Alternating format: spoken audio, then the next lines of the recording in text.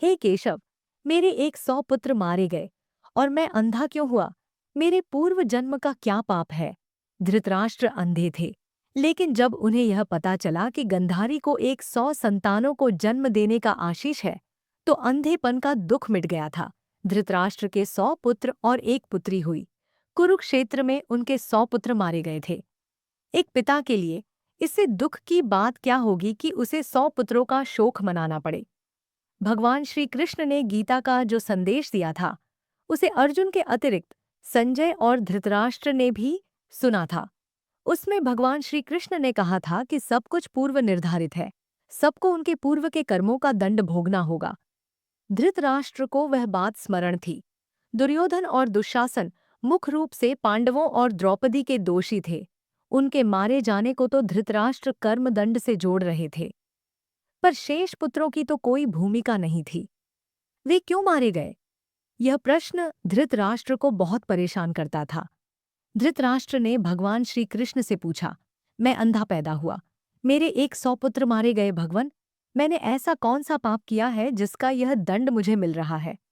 आपने अर्जुन से कहा था कि जो हो रहा है वह कर्मों का दंड है।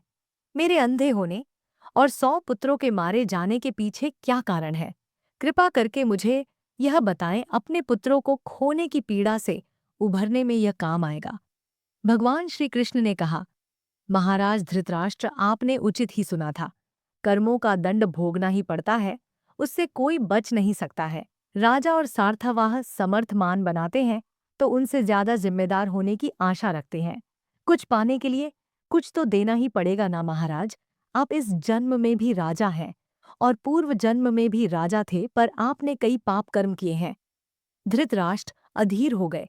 वे बोले, हे केशव, मैंने इस जन्म में जो किया वह मेरे सामने है। एक राजा और एक बड़े परिवार का मुखिया होने के नाते मुझे वही उचित लगा। पूर्व जन्म का रहस्य जानने को उत्सुक हूँ। कृपा करके वह रहस्य खोले कि ऐसा कौन सा पाप था कि मैं अंधा भी हुआ और 100 पुत्र भी गंवाए। भगवान श्री कृष्ण ने धृतराष्ट्र को पूर्व जन्म की दिलानी शुरू की। उन्हें पूर्व जन्म लेकर गए। भगवान श्री कृष्ण बोले, महाराज धृतराष्ट्र, पिछले जन्म में भी आप एक राजा थे। आपके राज्य में एक तपस्वी ब्राह्मण रहते थे। ब्राह्मण के पास हंसों का एक जोड़ा था, जिसके 4 बच्चे थे। ब्राह्मण को उन हंसों से अपने संतान के जैसा लगाव था। ब्राह्मण को तीर्थ यात्रा पर जाना था, लेकिन हंसों की चिंता में वह नहीं जा पा रहा था। उसने अपनी चिंता एक साधु को बताई। साधु ने कहा, तीर्थ में हंसों को बाधक बताकर हंसों का अगला जन्म खराब क्यों करते हो राजा? प्रजापालक होता है तुम और तुम्हारे हंस, दोनों उनकी प्रजा हो। हंसों को राजा के संरक्षण में रखकर तीर्थ को जाओ। आप एक प्रजापालक राजा थे, इसलिए ब्राह्मण को यह बात अच्छी लगी। वह आपके पास आया और अपनी सारी परेशानी का सुनाई। आपने ब्राह्मण के तीर्थ से लौट आने तक हंसों की रक्षा का दायित्व स्वीकार लिया। ब्राह्मण हंस और उसके बच्चे को आपके पास रखकर तीर्थ यात्रा को गए। हंस आपके महल के तालाब में ही पलने लगे। आपको एक दिन मांस खाने की तीव्र इच्छा हुई।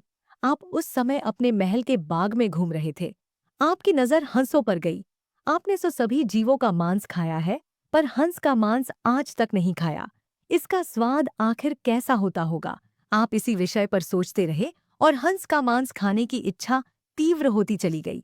यह इच्छा अब पराकाष्ठा पर पहुंच गई और आप खुद को रोक ना पाए। आपने हंस के 2 बच्चे भून कर खा लिए। उसका स्वाद आपकी जीवा को लग गई। हंस के एक एक करके 100 बच्चे हुए। आप सबको खाते चले गए। अंततः हंस संतानहीन होकर दुख में मर गया। कई साल बाद वह ब्राह्मण तीर्थ यात्रा से लौटा और आपके पास आया। उसने आपसे अपने हंसों के बारे में पूछा। हंस तो आपके लालच की बलि चढ़ चुके थे। प्रजापालक राजा यह कैसे कहता कि उसने अपने प्रजा की संपत्ति को चुपके से लूट ली? इसलिए आपने ब्राह्मण से कह दिया कि हंस बीमार होकर मर गए। ब्राह्मण आप पर पूरा भरोसा करता था। उसने आपकी बात मान ली और विलाप करते घर चले गए। महाराज धृतराष्ट्र, आपने हंस के बच्चे को खाकर और फिर झूठ बोलकर एक साथ कई अपराध किए। आपने तीर्थ यात्रा पर गए, ब्राह्मण के साथ विश्वासघात किया, जिसने आप पर इतना विश्वास किया था। आपने प्रजा की धरोहर में डाका डालकर राजधर्म भी नहीं निभाया।